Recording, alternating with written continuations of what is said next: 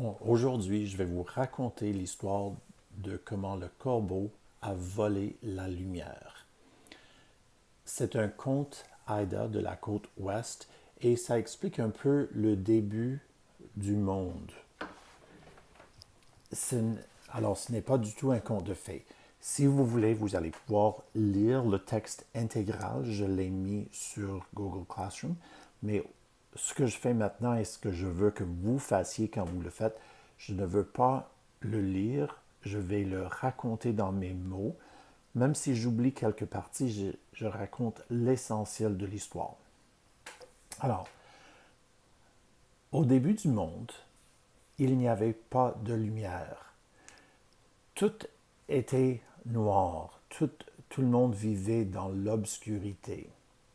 En fait, la lumière existait, mais il y avait un homme qui vivait dans une petite maison qui gardait la lumière dans un coffre qui était caché dans un autre coffre qui était caché dans un autre coffre. Et ça, apparemment, plusieurs fois. Ce monsieur qui avait la lumière dans un coffre dans sa maison avait aussi une petite fille qui vivait avec lui. Vous pouvez imaginer que s'il n'y avait pas de lumière, ça a été très difficile et les gens ne pouvaient pas se déplacer facilement sans se cogner dans les choses et trouver son chemin, ça devait être très difficile. Corbeau, c'est le grand oiseau noir de la côte ouest. En fait, nous avons des corbeaux ici. C'est le grand oiseau qui est très intelligent. Et chez le peuple autochtone, il a des pouvoirs magiques. Alors, Corbeau était fatigué de tout le temps se cogner à chaque fois qu'il se déplaçait et parce qu'il ne pouvait rien voir. Un jour, en faisant ses déplacements, il est arrivé à la maison de ce monsieur qui avait la lumière. Il entendait le monsieur chanter une chanson qui disait Moi, j'ai la lumière dans une boîte. Jamais je vais donner ma lumière à quiconque. Je vais garder la lumière pour moi à tout jamais.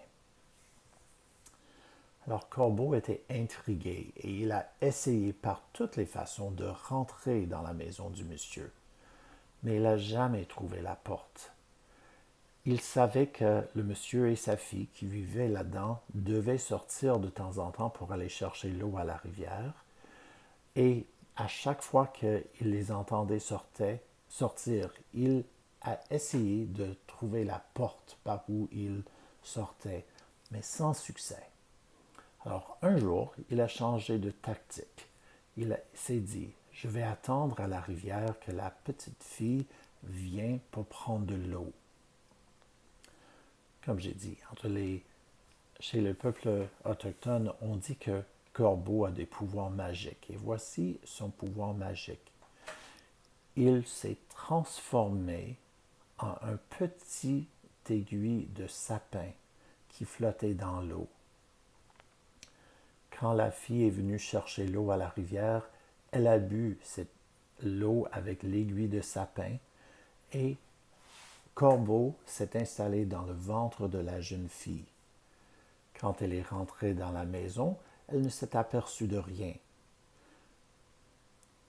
Par magie, Corbeau est devenu un peu l'enfant de cette jeune fille-là et quelques mois plus tard, elle a donné naissance à un petit garçon qui avait un peu la forme humaine, mais un peu la forme d'un corbeau. Le monsieur était ravi d'avoir un petit enfant et comme tous les grands-parents, il laissait faire à ce nouvel enfant tout ce qu'il voulait faire. Alors, même s'il ne voulait jamais laisser personne toucher à son coffre ou sa boîte qui contenait la lumière, il laissait son petit enfant jouer avec ce coffre. Et bien qu'il lui disait non, non, non, mon enfant, il ne faut pas toucher, il a laissé l'enfant toucher à ce coffre. Et finalement, il a laissé ouvrir le premier coffre, mais il lui disait non, non, non, non, mon enfant, il ne faut pas ouvrir le deuxième coffre. De jour en jour, Corbeau a fini par ouvrir tous les coffres. Il a enfin découvert la lumière. En découvrant la lumière, bien sûr, la lumière a rempli la maison du monsieur et de sa fille, et ils ont vu que ce n'était pas vraiment un enfant, mais le corbeau lui-même. Corbeau a pris la lumière et il est parti, il s'est sauvé par la cheminée du monsieur. Une fois à l'extérieur, Corbeau, dans sa hâte, il a échappé la moitié de la lumière et la lumière est tombée au sol et s'est fracassée en plusieurs morceaux.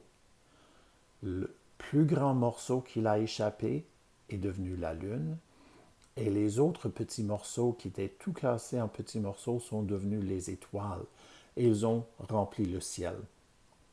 Mais Corbeau a gardé la plus grande partie de lumière dans son bec et il a volé haut dans le ciel où il l'a laissé et bien sûr ce grand morceau de lumière est devenu le soleil. Alors c'est grâce au corbeau que nous avons la lumière parce qu'il a volé la lumière au monsieur. Bon, fin du conte. J'espère que vous l'avez aimé.